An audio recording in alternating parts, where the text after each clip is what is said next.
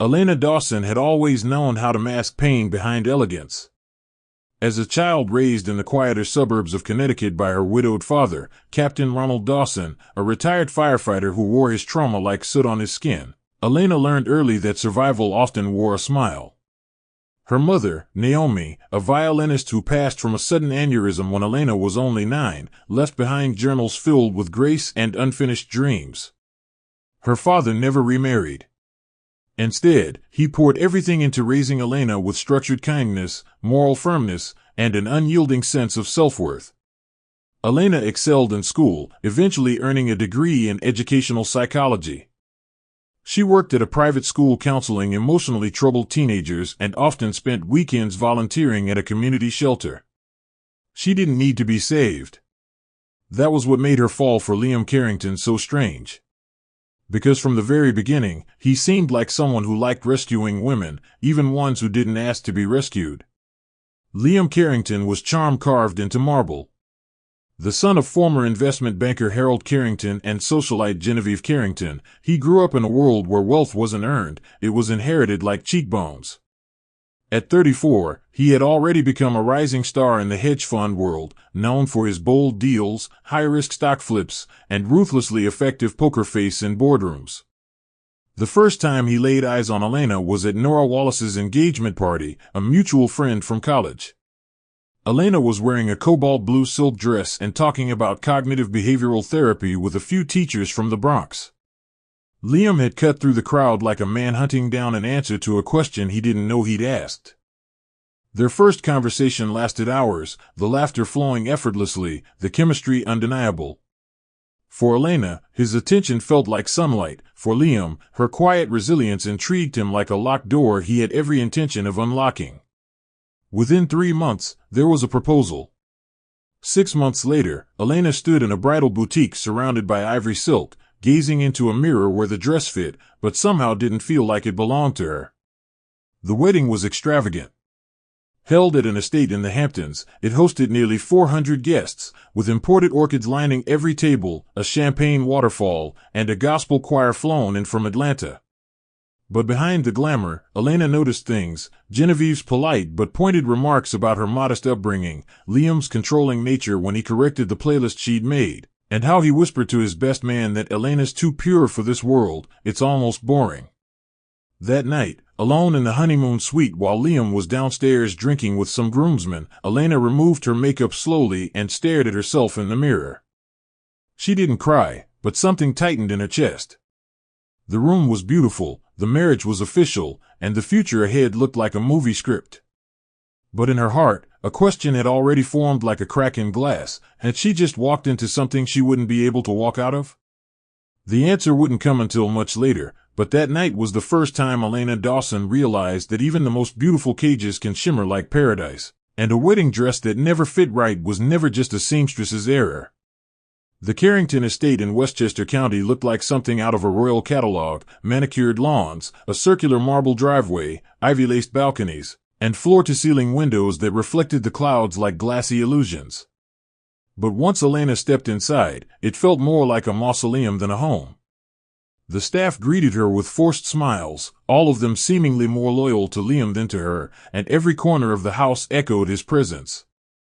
She noticed how the walls had portraits of Liam's father but none of his childhood, how the rooms felt curated more than lived in, and how Liam insisted that she consult him before redecorating anything, even her own study. On the surface, Liam was warm, attentive, and generous with gifts, a necklace one day, designer shoes the next. But the gestures felt less like love and more like ownership. One evening, Elena requested they turn the guest room into a small art studio for her future counseling workshops. Liam's response was simple and chilling: "Why would you need that? You're not working anymore." The room remained a guest room, but Elena stopped speaking about her ideas after that. Silence was beginning to feel safer than sharing. It didn't take long before Elena met Genevieve Carrington again, this time not as the frosty mother of the groom, but as the reigning matriarch of the Carrington family fortune. Genevieve arrived at the estate unannounced, her presence announced only by the polished heels that clicked with confidence on the marble tiles. Her lips curled into a smile too practiced to be genuine. Elena, darling, I hope you're adjusting. This house can be intimidating for someone with simpler roots. The comment landed like a knife wrapped in silk. That day, over an overly formal brunch, Genevieve dissected Elena's background like a clinical report, her public school teaching job, her father's blue-collar profession, her lack of social pedigree. Liam remained mostly silent, occasionally chuckling in agreement or sipping his coffee with that unreadable smirk. Elena wanted to ask why he didn't defend her, but part of her already knew the answer. This wasn't just his family, it was his entire identity. She didn't belong in their world, and Genevieve intended to remind her of that every chance she got. That afternoon, Elena found herself wandering the house and realized something terrifying. Despite all the windows, the house had no view. It was all just reflections. Trapped light. Beautiful, empty illusion. By the third month of marriage, Elena could barely recognize herself. The woman who once laughed with friends over tea, who wrote in her journal every night and dreamed of starting a private therapy center for teens, had become someone who measured each word before speaking. Even the staff, though professional, watched her more than they spoke to her. There was Marion, the older housekeeper who used to greet her warmly but now barely met her eyes, and Paul, Liam's personal driver, who seemed to report her every outing. One evening, she overheard Genevieve's voice through Liam's office door, hissing, "Keep her in check before she embarrasses us." Elena didn't confront him, not yet. Instead, she took a long bath, allowing the water to blur the echoes in her head. That night, she lay beside Liam in bed, watching him scroll through market updates on his phone, and she realized something. This wasn't partnership, this was possession. It wasn't fear she felt, but the terrifying beginning of numbness. And somewhere in her gut, Elena knew, if she didn't find a way to reclaim herself, this house, this life, would consume her. But not yet. First, she had to observe.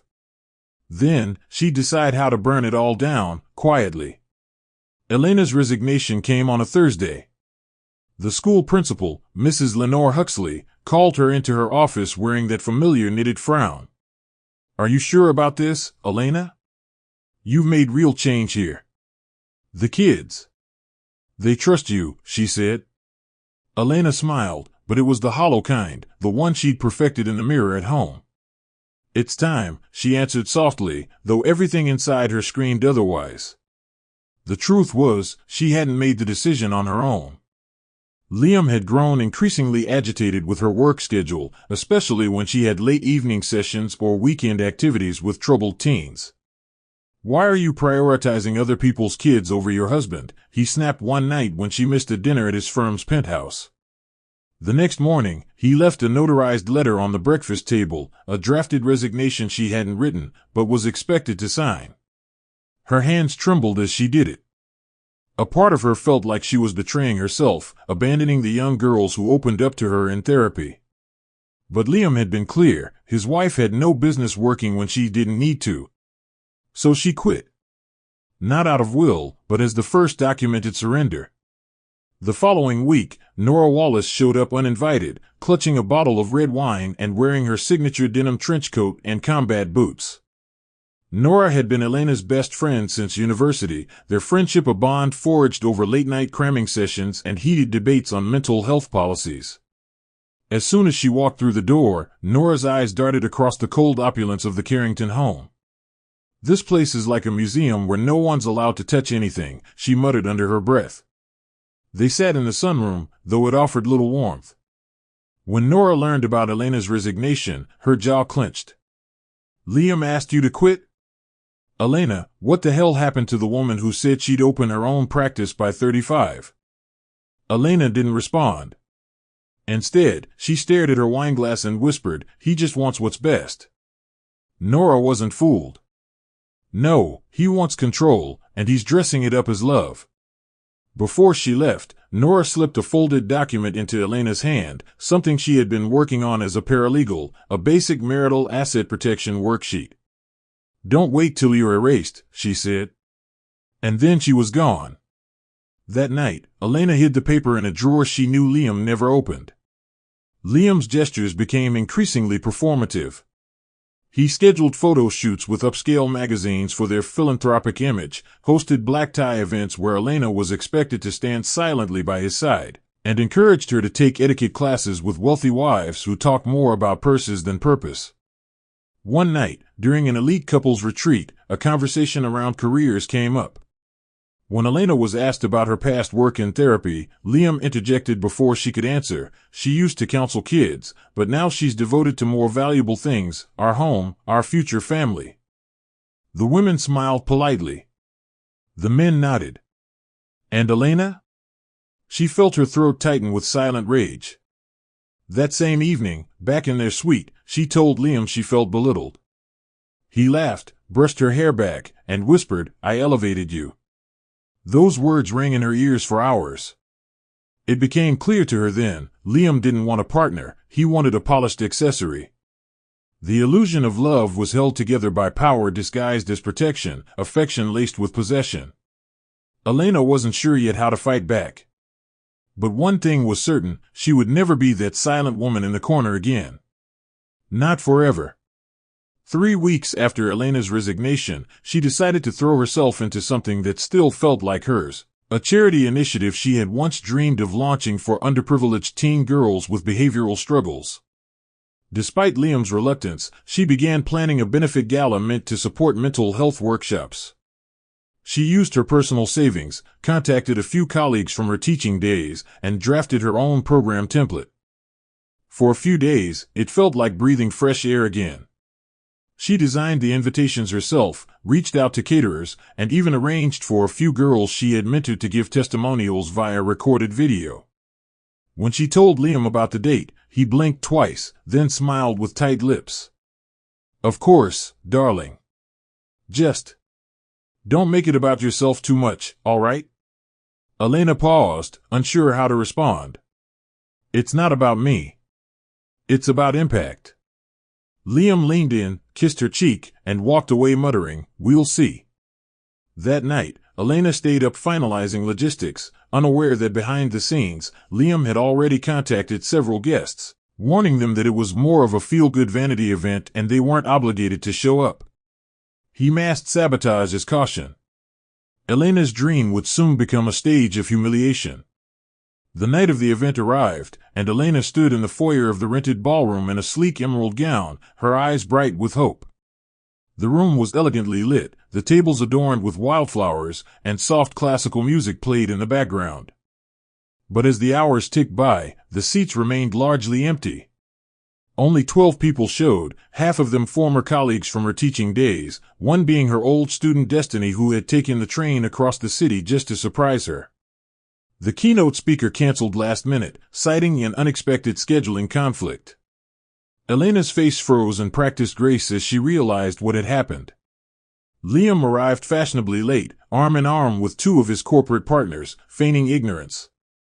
"Oh, what a turnout," he said loudly as he grabbed a drink, then chuckled, adding under his breath, "I told you to manage expectations." His words were laced with venom disguised as charm. Elena didn't respond. She simply walked back to the podium, delivered a short but moving speech on resilience, and thanked those who did come. That night, she went home without saying a word to Liam. But inside her, something broke, and something else began to rise. That night in their bedroom, Elena sat on the edge of the bed, slowly removing her earrings in front of the mirror. Her reflection didn't look defeated, it looked focused. The more she thought about the people who ignored her invitation, the cancellations, and the dismissive eyes that followed her during the event, the clearer it became, this wasn't an accident. Liam hadn't just embarrassed her, he'd sabotaged her purpose. What kind of man feared his wife's success so much that he'd rather see her shrink than shine? As she stared at herself, a memory of her late mother flooded her mind. Naomi Dawson had once told her, "People will always underestimate a woman who doesn't roar. But it's the quiet ones they should fear." Elena stood, opened her laptop, and began documenting every text, email, and calendar change from the past 6 weeks. She wasn't ready to act yet, but she had started watching, storing, preparing. If Liam thought she was the helpless woman in the shadows, waiting for his validation to exist, he was tragically mistaken. This was the beginning of her awakening. And unlike the people who never showed to support her, she would show up for herself. Ruthlessly, if she had to. Liam's voice carried through the penthouse, slick and commanding, as he welcomed his financial partners and their wives into their Manhattan residence for the quarterly private dinner he insisted on hosting. Elena had barely received 24 hours' notice. She had no say in the guest list or menu, just a brief from Liam's secretary and a stylist sent by Genevieve earlier that morning. Her hair was done in a sleek chignon. Her dress, a crimson silk number with a plunging neckline, was something she never would have chosen herself. But she wore it because refusal would raise too many questions. As guests arrived, Elena played hostess with a practiced smile while inside she counted every second. The dining table seated 20, gold flatware shimmered under the chandelier, the aroma of duck confit and truffle risotto filled the air. Elena knew this wasn't about connection, it was about power. Liam didn't throw dinners to bond with anyone. He threw them to perform. Still, she sat beside him, offered small talk to strangers who barely acknowledged her, and laughed politely at jokes made at her expense. But nothing prepared her for the moment when Liam turned his fork toward her and said, "My wife wanted to be a therapist, can you believe that?" The room erupted in laughter. One of the executives chuckled, "That explains your calm demeanor. You were probably analyzing all of us." Another added, "Well, good thing you settled into the real world, those counseling degrees are just glorified babysitting." Elena blinked once. Twice. Her chest tightened. But her face did not betray her. She sipped her wine, steady-handed, even as her ears burned. Liam leaned back with a smug grin, clearly enjoying the spectacle. "Elena has this whole charity thing going, very noble, very underattended," he added, a direct jab at the failed gala. The wife smiled thinly. One even muttered, "So you're the quiet type." "That's good. Men need peace at home." The conversation moved on, but Elena remained frozen in her seat, barely hearing anything after that. Something inside her shifted, not like a crack, but like a gear locking into place. She was done shrinking for his ego. She was done watching him decorate rooms with her silence. She would give him what he wanted tonight: smiles, grace, obedience. But in the morning, she would begin what she later called her private rebellion, one composed not of yelling, but of gathering evidence. Witnesses. Leverage. After dessert, Liam guided guests toward the lounge for cigars and digestives while Elena excused herself to the hallway bathroom. Inside, she locked the door and leaned against the marble wall, her chest rising and falling. She pulled out her phone and opened the voice memo app. Quietly, she began recording her thoughts, details of the night, the guests, Liam's words. It wasn't about proof just yet. It was about building a trail. A timeline. A defense against a storm she knew was coming. When she emerged 10 minutes later, no one noticed her absence. She slipped back into the room like nothing had happened. Liam greeted her with a kiss on the cheek, the same hand that had earlier used her dignity as entertainment. She smiled back. But her eyes didn't. That night, as Liam slept soundly beside her, she transferred the audio recording to a secure cloud folder and labeled it Dinner Party of Shame Witness Entry 001. It was the first file in a digital archive she never wanted to create, but now knew she had to. Not for revenge. Not yet. But for survival. Because the only thing more dangerous than a woman humiliated is a woman who remembers everything. Nora returned unexpectedly one Tuesday morning with an expression Elena couldn't read, somewhere between concern and calculated urgency. She hadn't texted, hadn't called. She simply rang the Carrington Estates bell with a manila envelope clutched tight to her chest and eyes scanning the property like someone arriving behind enemy lines. Elena ushered her into the solarium, where the scent of jasmine and pine barely masked the tension crackling in the air. Nora leaned forward, voice low. "I need you to look at something," she said, handing over the envelope. Inside were photocopies of property transfer documents, deeds, and asset titles, all linked to Liam. He's moving things out of his name into shell companies. Ones that make it near impossible to trace. And your name's not on a single one of them. Elena's fingers trembled as she flipped through the pages. Real estate in Palm Springs, an account in the Cayman Islands, business holdings under Carrington LLC variants. Why would he do this? She whispered. Nora didn't blink. Because when he discards you, and he will, he'll make sure you leave with nothing. The words sank like iron into Elena's chest. She hadn't cried yet. But now her hands folded in her lap like someone mourning the living. Later that evening, Genevieve Carrington arrived unannounced, again. She entered through the front without knocking, as though the house were her inheritance and Elena merely a temporary occupant. She wore her usual pearls, blazer pressed crisp like it had never met a wrinkle, and her smile, weaponized with elegance, could freeze fire. Liam tells me you've been snooping into family business, she began, gently swirling her tea. Elena said nothing.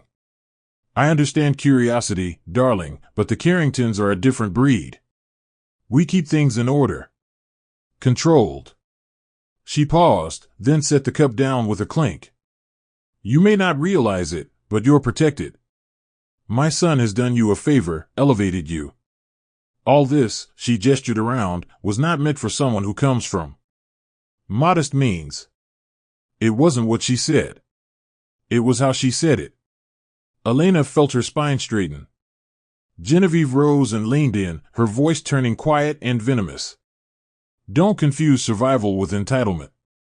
Know your lane, or you'll lose more than your name. That night, Elena stared at the guest bedroom where her mother-in-law once stayed and made a quiet promise to herself. Next time Genevieve visits, she'll need permission to enter. Not out of courtesy, but because nothing in this house would belong to them anymore. That night, Elena stood in the study and began going through Liam's personal desk drawer, something she had never dared to touch. Behind locked compartments, she found backup ledgers, duplicate SIM cards, a flash drive labeled Chambers, and a signed prenup she had never actually seen before, one she hadn't signed. Her heart hammered as she examined the signature. It was hers. But it wasn't hers. The loops were wrong. The E didn't curl the way she always curled it. It was forged. Cold, calculated, and filed away like a relic of conquest. Panic fought with fury in her veins. She snapped photos of everything, uploading them to a hidden encrypted folder she had created with Nora's help. She was building her case, yes, but more than that, she was peeling away the layers of the man she had married. Liam wasn't just controlling. He was planning something. Something ruthless. And if she didn't get ahead of it, she'd be the one left gasping for breath in a world where no one would believe her. Elena closed the drawer slowly, her pulse steady now. The prey had stopped running. The predator had been marked. The war would be long, but she would not lose. She would learn his every step, and beat him at his own game. The missed period came like a whisper at first, easy to ignore, explain away. Elena had been under stress, skipping meals, and hadn't had a full night's rest in weeks. But as her body began sending unfamiliar signals, waves of nausea, sudden fatigue, and the strange soreness that pulsed through her back, she knew it wasn't something she could brush off. She didn't tell Liam. Not yet. She made the appointment at a private women's clinic across town under her maiden name, Dawson. It was a cloudy Thursday, and she wore sunglasses and a gray hoodie as if she were someone hiding from the world. The clinic was warm and welcoming, the receptionist gentle, the walls painted in soft, calming colors. Elena sat in the waiting room surrounded by women she didn't know, some visibly anxious, others flipping through outdated magazines with the kind of dead-eyed focus only fear could breed. When her name was called, Ms. Dawson, she followed the nurse in without a word. The ultrasound confirmed what her heart already suspected: she was pregnant. 7 weeks. Her hands shook as she held the printout, but her mind was already racing, not with joy, not even fear, but strategy. She wasn't sure what scared her more, the pregnancy or telling Liam. She waited until Saturday morning.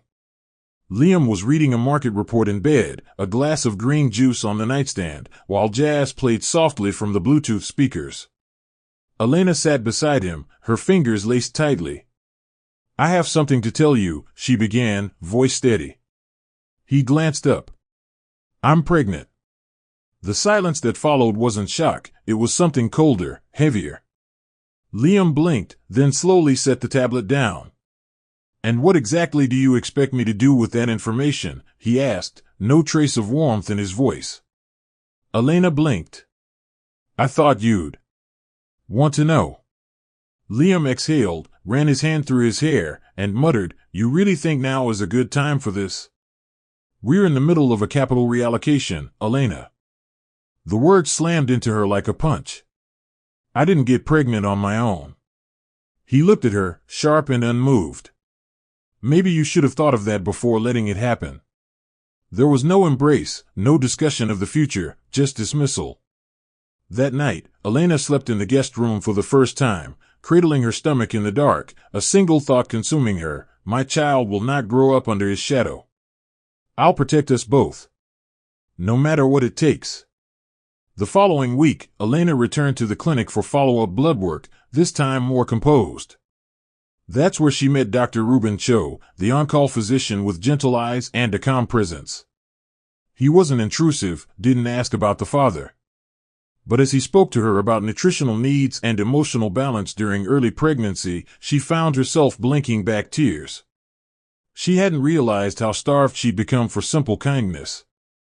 Dr. Cho handed her a list of prenatal therapists and recommended someone named Lana Feingold, a licensed counselor known for working with women in controlling or high-pressure environments. You don't need to be broken to need help, he said gently. That line stayed with her. Elena thanked him, then walked back to her car slowly, the city buzzing around her but feeling so far away. In her inbox later that evening was an email from Nora, subject line, Asset Movement Update Urgent. The body of the email had screenshots of Liam's newest LLC registrations, this time connected to a startup in Dubai. Elena closed her laptop with shaking hands and pressed a palm to her belly. This wasn't just about survival anymore. It was about legacy. And she was ready to fight for hers, quietly, smartly, and with every weapon her husband didn't know she had. The lake house had once belonged to Liam's grandfather, a sleek, modern estate nestled along the shores of Lake Minnewaska in upstate New York. It was the kind of property rarely visited but kept immaculately furnished with cold granite countertops and minimalist art. When Liam suggested they spend the weekend there to reconnect, Elena hesitated. She wasn't sure what version of her husband would show up, the affectionate charmer or the manipulative strategist. But for the sake of the baby growing inside her, and to buy herself time, she agreed. The drive was quiet, with Liam talking mostly about stocks and international markets, his tone clipped and impersonal. Upon arrival, Elena noticed he had brought no books, no wine, no comfort essentials, just his tablet, charger, and a black folder labeled amendments. That night over dinner, Liam offered her grilled salmon and sparkling water, then casually brought up household efficiency. Since you're not working, and you'll soon be home full-time, he began, pulling out a set of papers, I made some updates to the marital agreement. Just some standard clauses. Elena froze. Her heart pounded. The top sheet bore her name. And a signature line she had never consented to. The pages outlined new inheritance protections, clauses tying her financial access to behavioral discretion, and revisions to their prenuptial agreement. Only this version included a signed date from nearly 2 years ago. Elena knew immediately what it was. A forged document. A carefully constructed trap. I never signed this, she said, her voice steady but burning. Liam didn't flinch. You did, he said, pouring himself whiskey. Or maybe you just don't remember. Stress does that to people. She stared at him, stunned by how easily the lie rolled off his tongue, how calm he was. If you're going to trap me, at least don't insult my intelligence, she said. Liam leaned forward, expression unreadable. I'm not trapping you, Elena. I'm protecting what's mine. And this child changes everything. We need clarity. She didn't speak for the rest of the night. Instead, when he went to bed, Elena slipped into the study and took photos of every page. She uploaded them to her secure cloud drive and scheduled a meeting with Nora for the next week. Liam thought he was sealing her fate. But what he didn't know was she had begun unraveling his entire empire, one thread at a time. The morning after, while Liam went out for a boat ride, a surprise knock came at the door. Standing there, looking equally surprised to see Elena, was Marcus Langston, Liam's estranged college roommate and business rival. He held a bottle of champagne and a small bag. "Tessa said you two were here this weekend," he said. "Did I get the dates wrong?" Elena forced a smile, mind racing. Marcus was taller than Liam, with sharp green eyes and a laid-back charm that masked dangerous intelligence. He had been kind to Elena during the early days of her marriage, but Liam had cut off the friendship abruptly, accusing Marcus of jealous meddling. Now, Marcus's presence sent Liam into a tailspin. Upon returning, Liam's smile faltered when he saw him. "Didn't expect guests," Liam said flatly. Marcus grinned. "Just in the area. Thought I'd drop in." Tension sizzled like an open wire. Over lunch, subtle jabs turned into verbal fencing. Marcus brought up business ethics.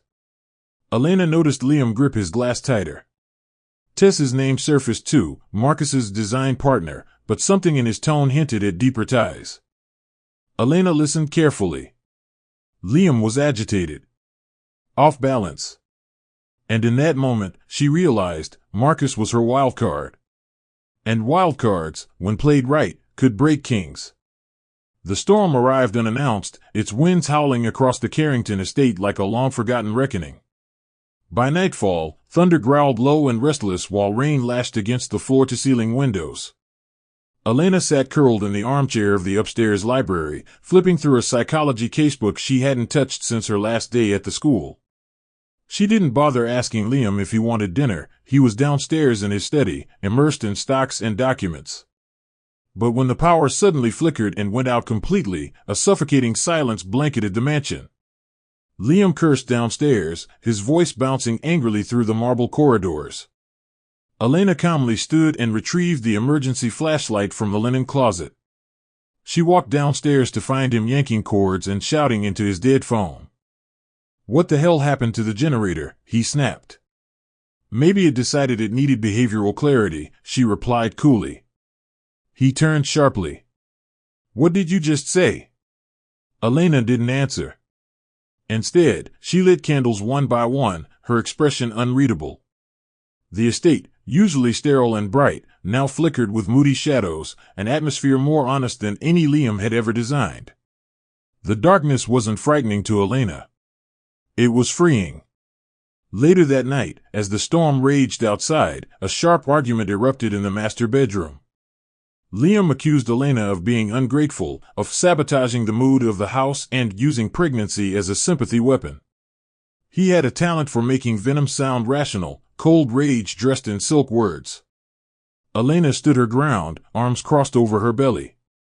"You don't get to use this house, this power, and erase me in the process," she said firmly. "I see what you're doing. You're trying to trap me in ink and documents like I'm a liability. But I've been watching you too, Liam. And the more I see, the more I realize you're not powerful. You're just a man with too much to hide." The slap didn't land on her face, it landed on her phone. Liam had lunged for it when he saw her recording, shattering it against the floor. Glass scattered. Elena didn't flinch. She looked at the broken screen, then at him. "You're scared," she whispered. "And that's why you break things." Liam's breath was ragged, eyes wild. But she didn't raise her voice. She turned and walked into the guest room, barefoot across the shattered pieces, every step forward more fearless than the last. Once inside the guest room, Elena locked the door and pulled out her encrypted backup phone, an identical model with dual storage, one Liam didn't know existed. She connected it to the Wi-Fi signal tethered to her smartwatch, something Liam had always mocked as trendy garbage. Within minutes, she uploaded the entire folder of scanned documents, voice memos, prenup photos, and audio clips to a hidden drive with 3 firewalls. She also began reaching out, first to Sabrina Lim, a former student who now ran a women-led media consultancy, then to Adrian Pike, a journalist she'd once helped during a school scandal years back. "Nothing formal yet," Elena typed. but I may need eyes on a story that involves a high-profile investor. Let me know if you're open." Before lying down, she recorded another memo and titled it Storm Night, Witness Entry 006. The thunder outside felt like punctuation, a cosmic applause for each quiet move she made. As she finally drifted to sleep, her hands wrapped protectively around her belly, she whispered aloud, "You won't grow up fearing anyone. Not even your father." For the first time in weeks, Elena slept through the night, even as the wind screamed like warning drums against the windows. The morning after the storm, sunlight trickled through the tall windows as though it didn't know the damage that had been done inside. Elena stepped out of the guest room quietly, half expecting to find Liam already at the breakfast table, sipping espresso and pretending everything was normal. Instead, she found the kitchen empty, his car gone from the driveway. A note sat on the counter, "Business meeting. Don't wait up." No apology. No acknowledgement of the shattered phone, the words exchanged, or the fear he tried to instill.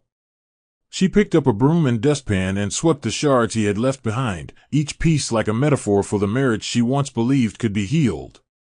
By noon, she had packed a duffel bag with essential documents, vitamins, flash drives, a burner phone, and cash Nora had advised her to keep months ago. But what she wasn't prepared for was the email she received from the private bank she hadn't accessed since the wedding, a cold notification, account closed. Funds transferred. The message was followed by a single, automated PDF. It confirmed the transfer of all remaining balances, once gifts from her late father, into a trust labeled Genevieve Holding Corp. Her body went still. It had begun. Elena drove straight to Nora's apartment in Midtown, nearly breaking down when her friend opened the door. "He drained me, Nora," she said as she stepped inside, her voice hollow. "He took my father's legacy. He didn't just control my life, he erased my past." Nora wasted no time. She grabbed her laptop, began cross-referencing account logs, and confirmed it. Liam had executed a silent transfer authorized by a power of attorney Elena didn't recall signing. "That's because you didn't," Nora snapped. "It's forged. Same way he tried to trap you with that prenup." As they strategized legal responses and encryption protocols, Nora pulled out a flash drive of her own. "I found something in the Carrington Holdings archive, an old investment contract with your forged signature tied to a mining project in Brazil. If that project violates environmental law, he's liable. You wouldn't be." Elena took the drive, her fingers trembling not with fear, but with awakening. "He's not just abusive, Nora. He's criminal." They both knew the next steps would be delicate. Exposure too soon would allow Liam to vanish, erase trails. But they also knew Elena couldn't live one more day without reclaiming control. "Then we strike when he least expects it," Elena whispered. "No warning. No mercy." That evening, back at the Carrington estate, Liam returned to a house quieter than usual. Elena was in the master bedroom, packing a small overnight bag with deliberate slowness. When he entered, she turned toward him with a neutrality that unsettled him more than fury ever could. "I know what you did," she said. Liam scoffed. "You'll have to be more specific." Without blinking, Elena pulled out a printed document, one of the signatures he had forged. "You left a digital trail. You always do." His smirk faltered. "You think you can trap me with this?" he barked. He moved toward her aggressively, knocking the printed paper from her hands and slamming his fist into the mirror behind her. Glass shattered and rained onto the vanity. His hand was bleeding, but he didn't care. "This is my house. My life. You don't win here, Elena." She stared at the broken mirror, shards catching the light like 1,000 truths. Then, she calmly retrieved her overnight bag and walked to the door. "You're right, Liam," she said as she paused. "This was your house. But I stopped playing by your rules the moment you mistook my silence for surrender." Then she walked out, leaving behind the man who had just broken his last illusion. The Carrington Foundation's annual Autumn Gala was one of the most talked about events on the East Coast social calendar, a fusion of vanity, networking, and ostentatious displays of wealth cloaked beneath the banner of charity. Liam insisted Elena attend, despite their fractured state, branding her absence as a PR liability. Elena agreed, quietly. But not for the reasons Liam thought. She wore a floor-length black gown, her baby bump just barely noticeable beneath the satin, and stepped onto the red carpet like a ghost returned to haunt the living. Cameras flashed, microphones reached toward Liam for his sound bites, but all eyes shifted when Nora Wallace appeared beside Elena, stunning in a navy ensemble and unapologetically confident. Nora's presence wasn't just personal, it was strategic. Within the galla's walls, where champagne flowed and whispered deals took shape, Nora handed out subtle nods to specific guests, executives, legal aides, and former associates, all people she had previously contacted. They weren't just partygoers. They were witnesses in waiting. At the center of it all, Liam basked under the lights, convinced he still owned the narrative. He couldn't see the cracks forming beneath his feet. He didn't know the gala would be his last performance as a man untouchable. It was halfway through the evening, during a brief intermission between speeches, that Elena took the stage under the guise of introducing a youth scholarship initiative. The ballroom dimmed slightly, a spotlight cast onto her as she adjusted the microphone. Her voice was calm, unwavering. Before we announce the recipients, I want to say something, not as a hostess or a Carrington, but as a woman who has quietly observed. She paused, then clicked the remote in her hand. On the screen behind her, a slideshow began, not of scholarship winners, but audio waveforms and snippets of voice memos. Liam's voice played first, dismissive, controlling. Then, a clip of him instructing an assistant to backdate Elena's signature. The room froze. Gasps, whispered confusion, shifting bodies. And finally, a message from Genevieve Carrington, recorded from one of Elena's encrypted backups. She'll be nothing but a pretty liability. Get rid of her before she asks for more than she deserves. Liam lunged toward the stage, but Marcus Langston stepped in his path, shaking his head. Let her speak, Liam. You've had the floor long enough. The curtain of perception had been pulled back. The ballroom was no longer his kingdom. It was a court, and Liam was suddenly on trial. Afterward, Elena didn't wait for applause or confrontation. She exited the stage, bypassed the gasping crowd, and walked straight into the garden terrace where Nora and Marcus joined her. You detonated a nuclear bomb, Marcus whispered, his voice half awed, half concerned.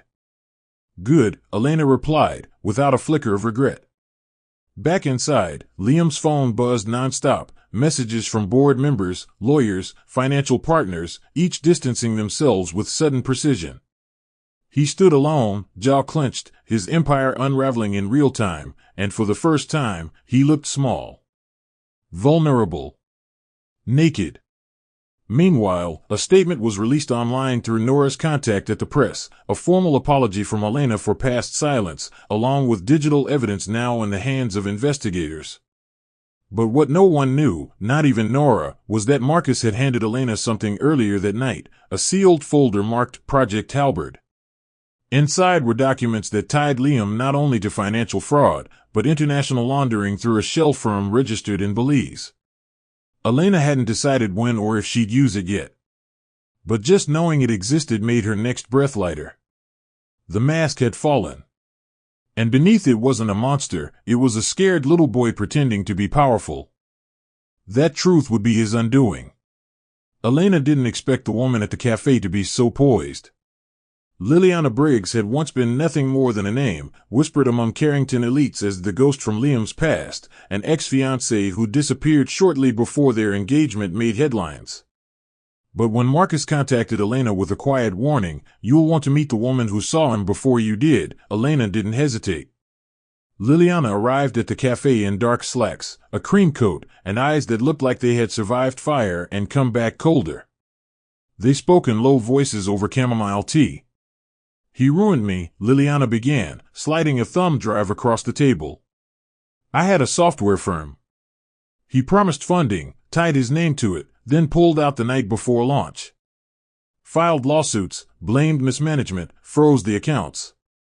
I lost everything." Elena blinked. "And then?" Liliana shrugged. "Then he paid me to leave. Signed an NDA, moved me to Florence, paid the rent for 2 years, but only if I kept silent. She sipped her tea. But I'm done being silent. I heard about what you did at the gala. It's your turn now. But you won't do this alone. And just like that, Elena had an unexpected sister in arms. Later that evening, Elena hosted a quiet meeting at Nora's apartment, where 4 women sat around a dinner table that had seen far more war plans than meals lately. Nora, Liliana, and Tessa Bloom, Marcus's partner and an acclaimed interior designer who'd once had a brief and bitter run-in with Liam during a disputed contract, shared files, timelines, and strategies. Each woman had been wounded in different ways, but all bore the scars of Liam's manipulative empire. He isolates, discredits, and disposes, Tessa said plainly, pushing a binder toward Elena. This is the design portfolio I submitted to his firm 4 years ago. He rejected it, then sold a copy of it to one of his overseas clients. You'll find his assistant's metadata buried in the file structure. Elena skimmed through the pages, stunned.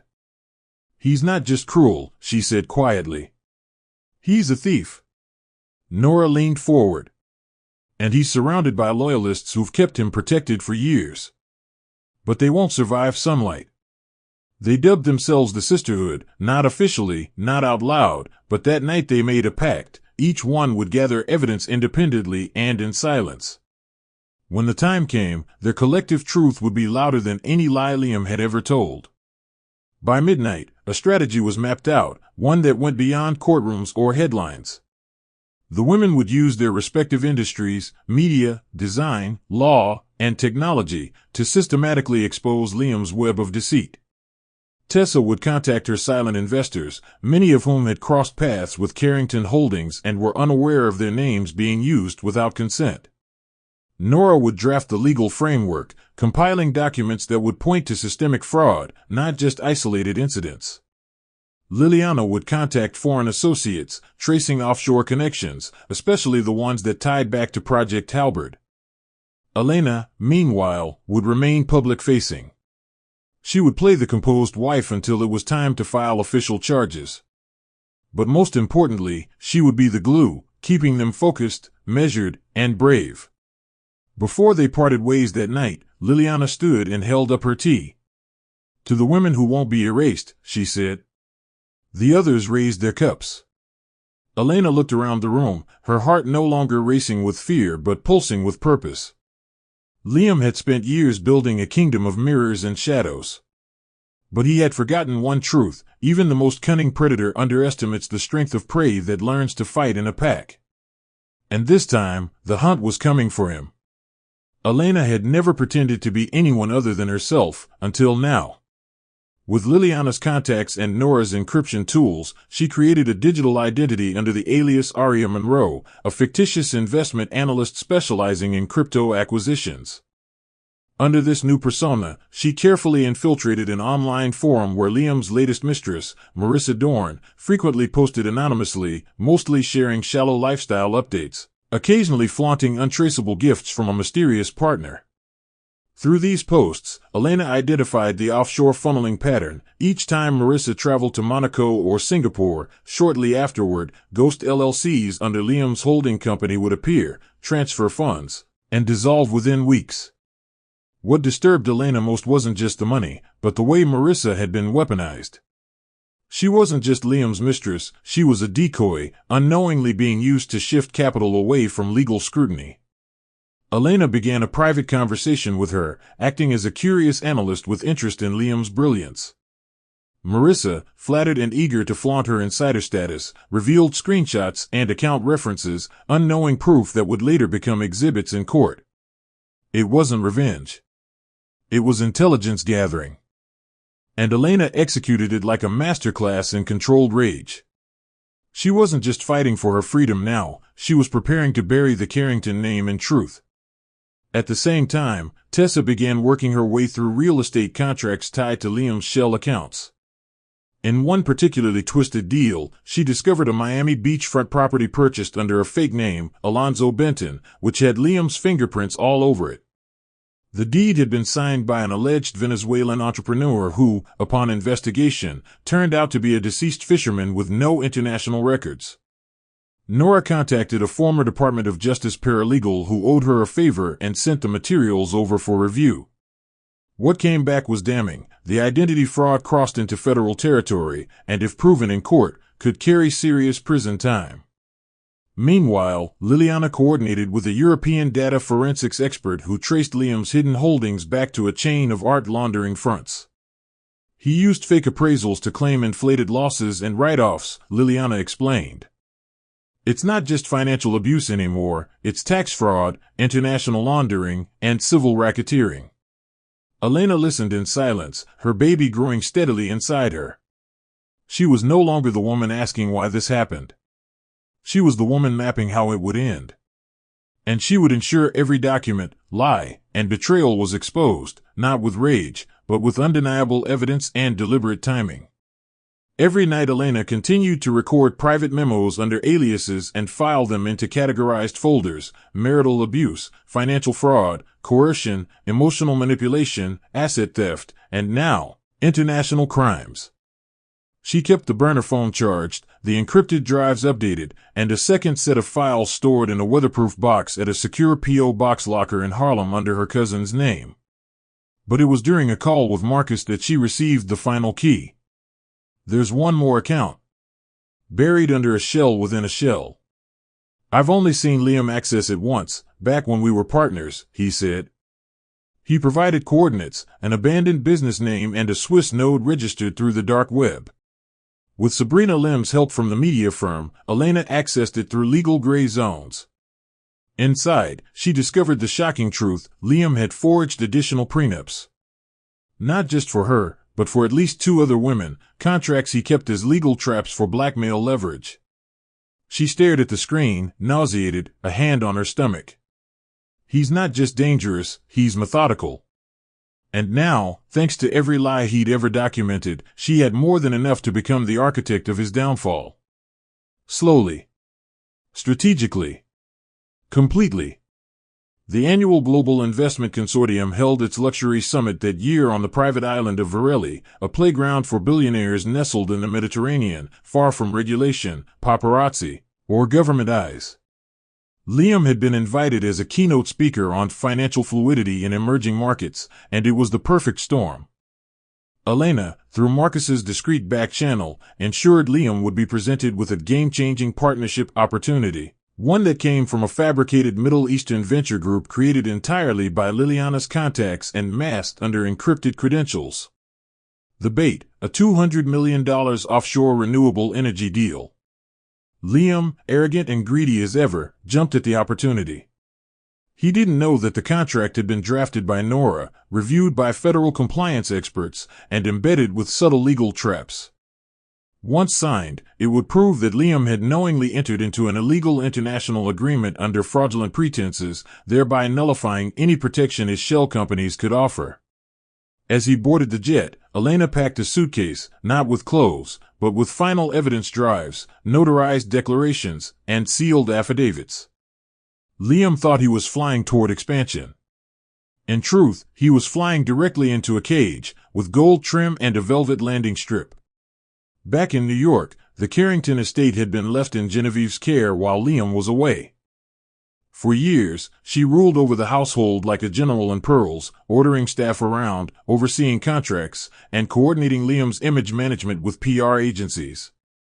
But when federal agents arrived at the gates with subpoenas in hand, authorized via emergency motions backed by Elena's evidence, Genevieve was blindsided.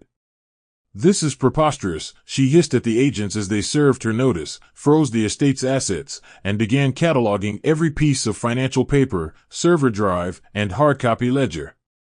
Inside a locked cabinet in Liam's private office, agents uncovered documents implicating not just Liam, but Genevieve herself, in helping him funnel funds and forge tax losses under the name of a fake charity foundation. Her confident veneer cracked. Nora watched it unfold from a nearby parked SUV, feeding live updates to Elena. Meanwhile, Sabrina Lim's team quietly released an exposé under the title, Empire of Illusion, How Liam Carrington Sold America a Lie. The article featured redacted excerpts from Elena's recordings and the timeline of abuse. The response was nuclear. Sponsors began pulling out of Liam's businesses. Investors froze portfolios. Elena didn't have to shout. The facts screamed on her behalf. Liam was mid-presentation in a luxurious marble conference hall when the alert buzzed through his encrypted device, accounts frozen. Federal inquiry initiated. NYSE statement pending. Press leak imminent. His voice caught in his throat, and for a split second, the crowd noticed. He wrapped up hastily, declining post-panel interviews and ducking into his suite, where Marcus awaited him. "You knew," Liam growled. Marcus smiled thinly. "I warned you, years ago. But your ego made it impossible to listen." Liam threw a glass against the wall. "Is this you, Elena?" Marcus didn't answer. Instead, he handed him a sealed envelope, Elena's handwriting across the front. Inside was a single photo, Liam standing next to Marissa, timestamped at a private bank in Geneva. Attached was a note, "You always thought I was your prey. You were just fattening yourself for the kill." Liam's hands trembled. Outside, the sea crashed calmly against the island. He was stranded, physically and financially. For the first time, there was no backup, no one to buy, no lie left unspent. And far away, in a small apartment overlooking the Hudson River, Elena sat on a window bench, a soft breeze brushing her cheek. She didn't smile. She simply whispered, "Checkmate." The moment Elena Carrington's name appeared atop the federal court's online docket, the financial world froze. Elena Dawson Carrington versus Liam Carrington wasn't just another high-profile divorce. It was a class-action lawsuit tied to criminal allegations, racketeering violations, identity forgery, and international laundering, all with meticulously archived exhibits. Nora's legal team filed a 400-page motion, citing not only personal abuse and psychological manipulation, but full-scale corporate misconduct. Liam's name was now under active investigation by the U.S. Department of Justice and the Securities and Exchange Commission. Within hours of the lawsuit being unsealed, Carrington Holdings stock plummeted. By the next morning, 3 board members had resigned. Elena didn't attend the courthouse through the front entrance. She arrived through a side security door, shielded not by fear but by strategy.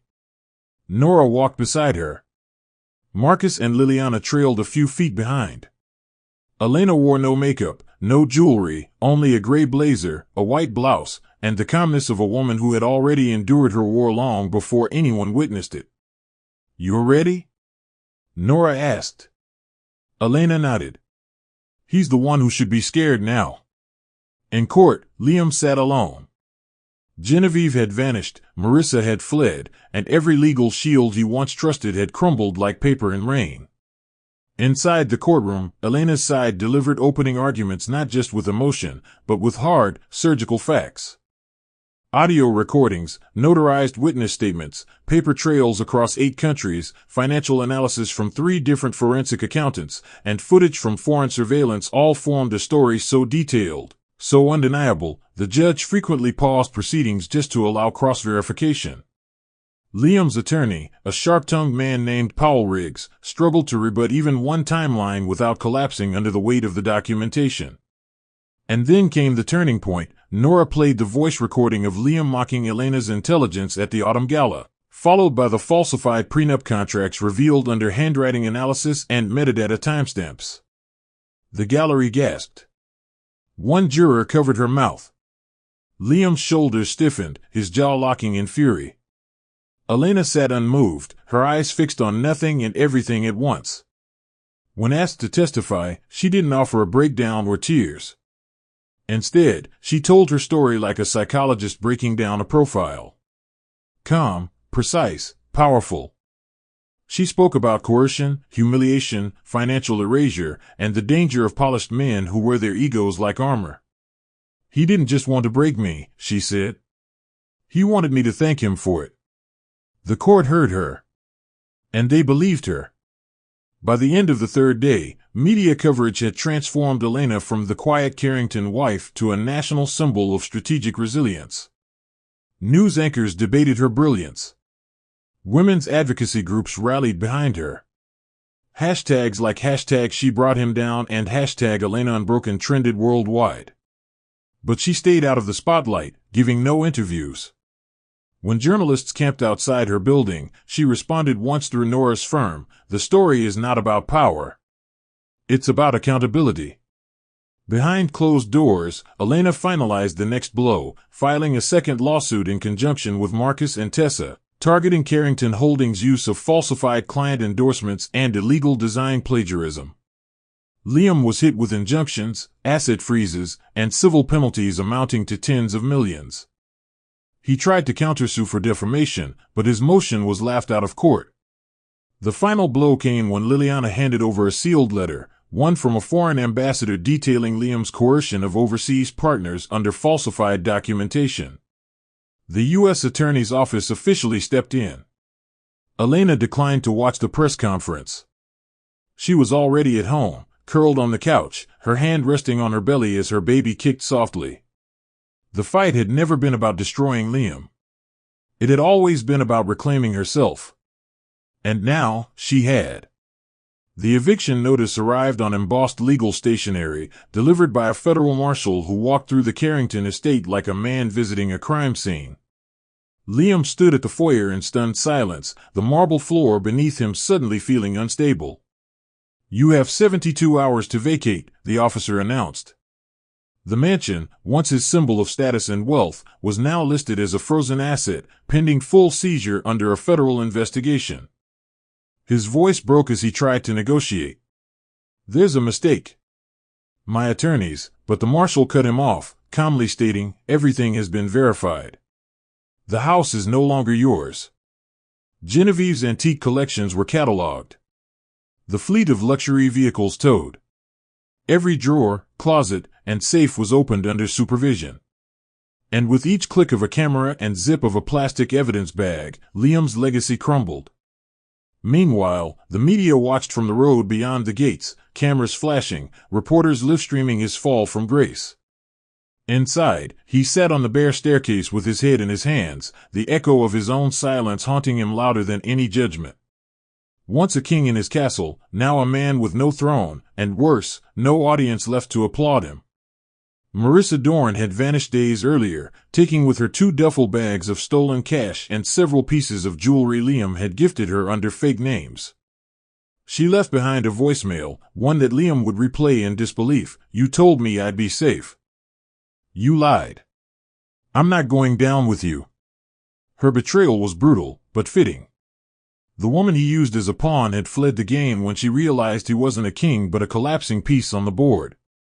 Tessa's contacts confirmed she was last seen boarding a private jet under an alias connected to one of Liam's old shell firms. That trail, too, was being investigated. Meanwhile, former investors in Carrington Holdings publicly denounced him, many threatening to sue for damages.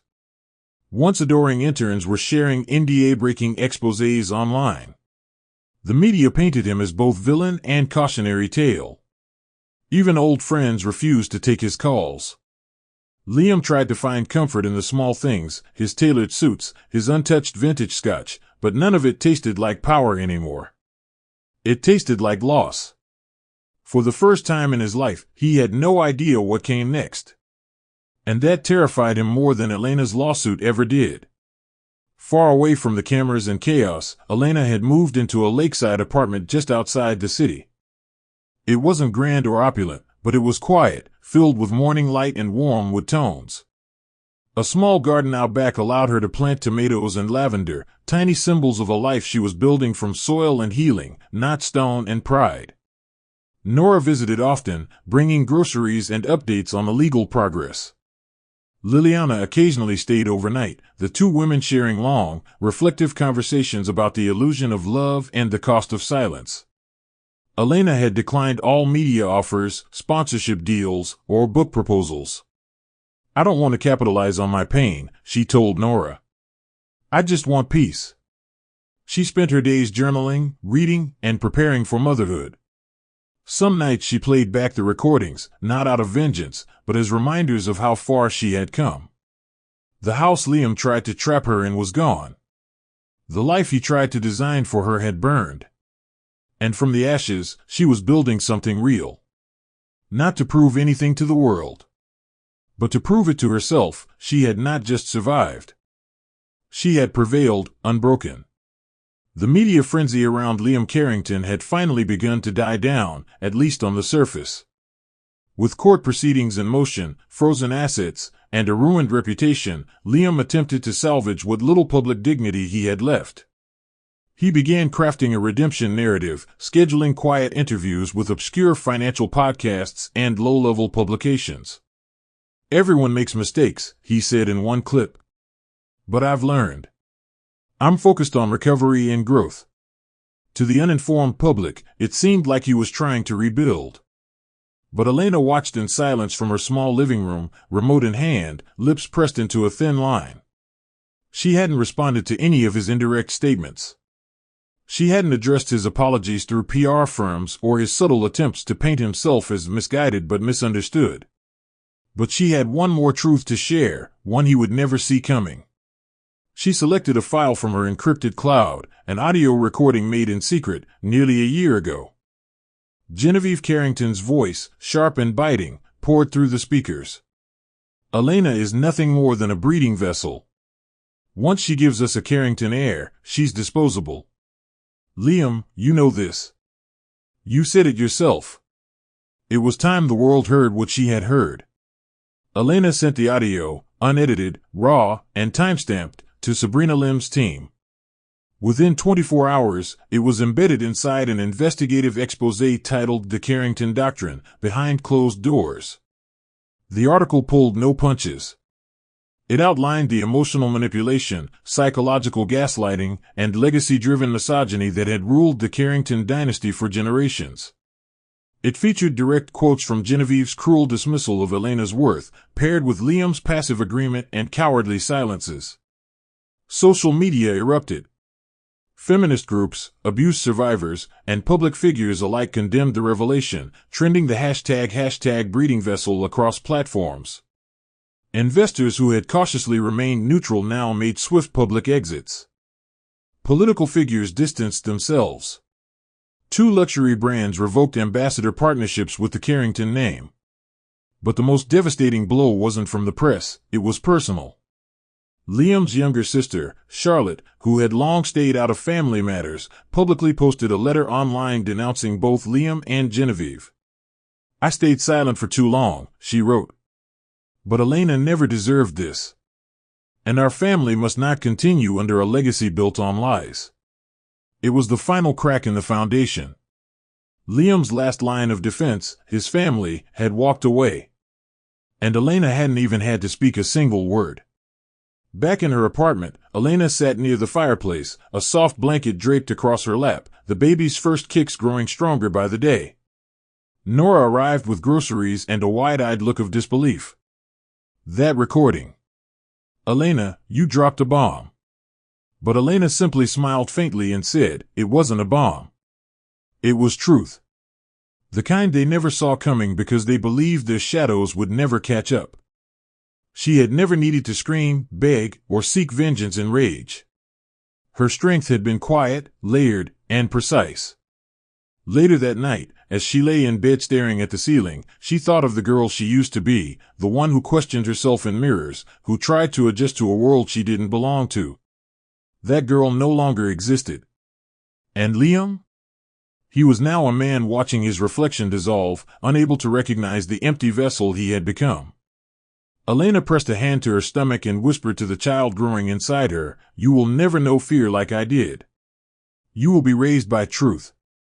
She didn't know exactly what the future held. But for the first time, she knew what it didn't, and that was enough. It arrived without fanfare, just a cream-colored envelope tucked into Elena's mailbox, no return address, no markings beyond her name written in the familiar sharp tilt of Liam's handwriting. She stared at it for a long time, her fingers brushing over the crease, heart a drumbeat of unease. For days, she'd ignored the speculation swirling online, that Liam had been spotted in counseling, that he was rebuilding from ground zero, that he'd been seen exiting a church. Rumors. All noise. But this letter? It was real. Inside, on thick parchment paper, was a handwritten apology, if it could be called that.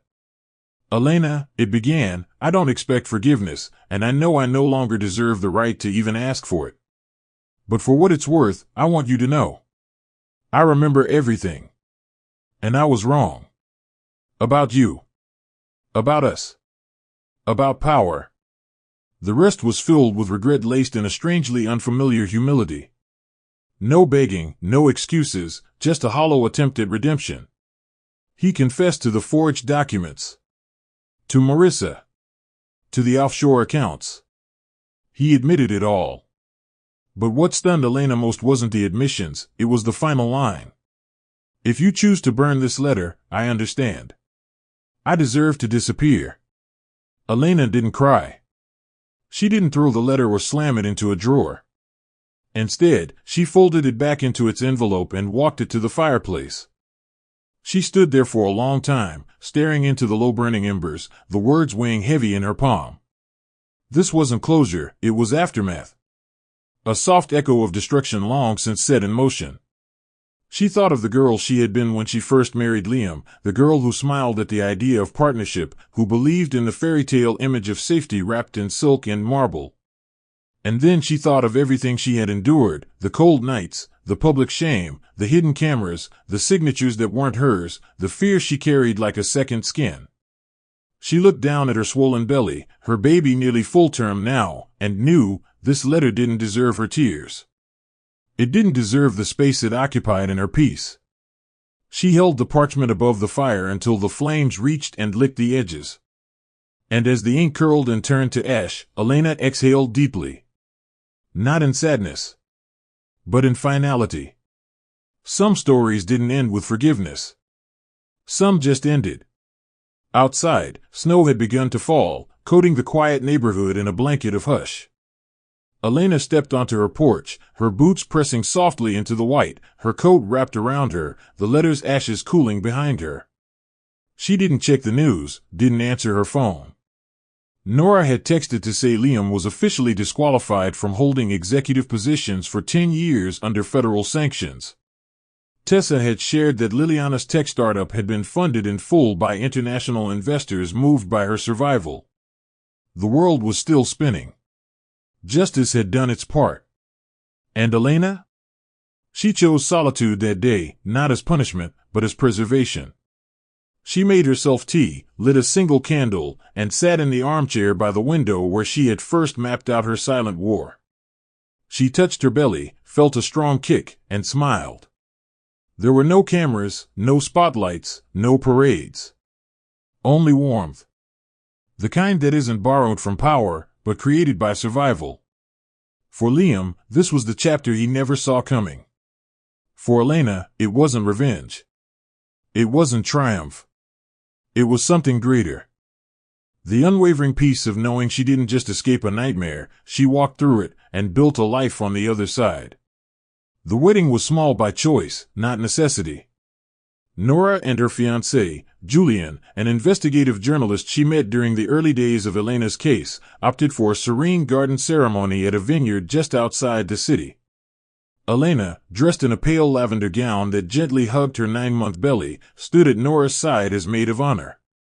The sky above was crisp and blue, birds singing in harmony with the string quartet. But beneath the soft petals and wine toasts, the atmosphere carried something deeper, an unspoken testament to survival. Each woman present had been through fire, Liliana, now standing with a soft smile just behind the groom's mother, Tessa, laughing with investors she once feared to face, and Elena, radiant not because of her beauty, but because she now lived untouched by fear.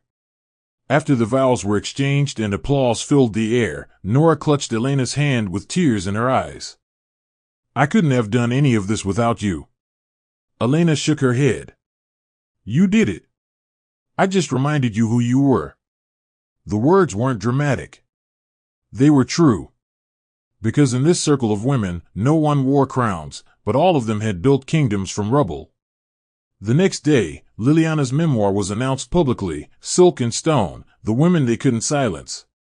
The cover bore no faces, just an abstract image of broken glass reshaping into wings. Elena's name was not mentioned at her request. She had contributed, edited, and endorsed, but she did not want to be a protagonist in another story. "It's your voice now," she told Liliana. "Use it well." The book instantly climbed bestseller lists. Media outlets called it a raw, necessary account of corporate abuse, betrayal, and the resilience of women who learned to weaponize truth. Bookstores filled with quotes from chapters detailing Liliana's downfall, Tessa's stolen designs, and Nora's early warnings. Behind the scenes, a percentage of the profits was quietly directed into a trust for abuse victims and silenced whistleblowers. Elena declined every television request, every podcast invitation. She spent her days walking along the lakeside, preparing for the arrival of her child, quietly cheering for her sisters from the wings. The spotlight had never been her ambition, freedom had. And now that she had it, she knew how rare and sacred it was. Watching others rise from the same ashes that once tried to consume her. That was enough. One evening, Marcus stopped by with a wrapped gift and soft eyes that held both admiration and regret. He had grown quieter since the trial ended, his rivalry with Liam now little more than a footnote to a chapter neither of them cared to revisit.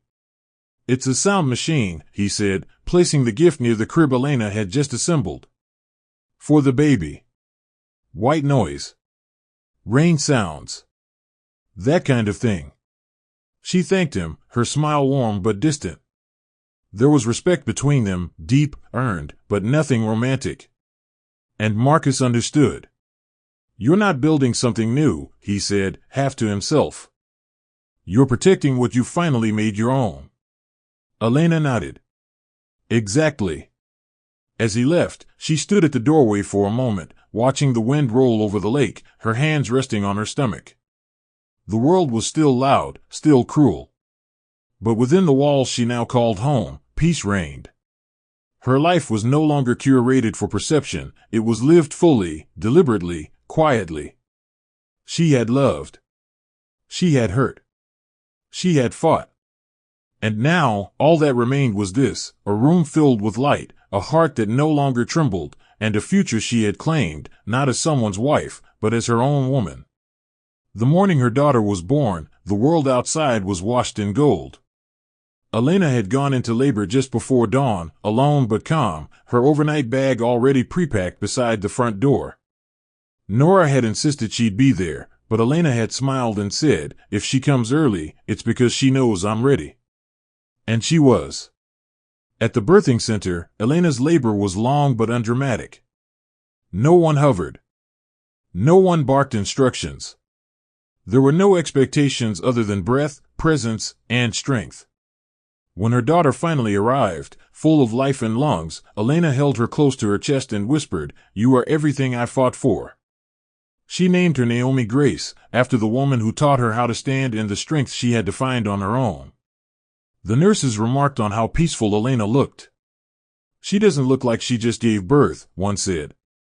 But Elena wasn't just giving birth to a child, she was giving birth to herself again. Not the version Liam tried to mold. Not the one that shrank in silence. This woman had walked through ruin and fire. And now, with Naomi cradled to her chest, she had emerged reborn. The weeks that followed were quiet, but not lonely. Nora visited often, bringing meals and filling the nursery with laughter. Tessa sent hand-woven blankets from her new textile line. Liliana, on her European book tour, wrote postcards from every city she visited, each signed with a promise, one day, Naomi will know her mother changed everything. Elena's apartment remained modest, still nestled by the lake, its garden growing fuller with each passing day. Some days, she sat on the porch, Naomi nestled in her arms, while birds sang from the branches above. She didn't need attention. She didn't crave vindication. The world had seen enough. Now, she simply wanted to live in truth. She taught Naomi to giggle at the wind, to reach for sunbeams, and to find comfort in her mother's heartbeat. Occasionally, letters still arrived addressed to Mrs. Carrington. Elena never opened them. They were reminders of a story she had ended. Naomi didn't need to know pain to understand strength. She would grow up surrounded by women who had chosen freedom over fear, who had rebuilt their lives with dignity and grace. Elena had not just escaped Liam, she had transcended him. One late afternoon, Elena opened her journal for the first time in nearly a year. Naomi was napping nearby, the sound machine humming with soft rain. She flipped to the first blank page and wrote without hesitation, "This is not a story about a man's fall. This is a story about a woman's rise.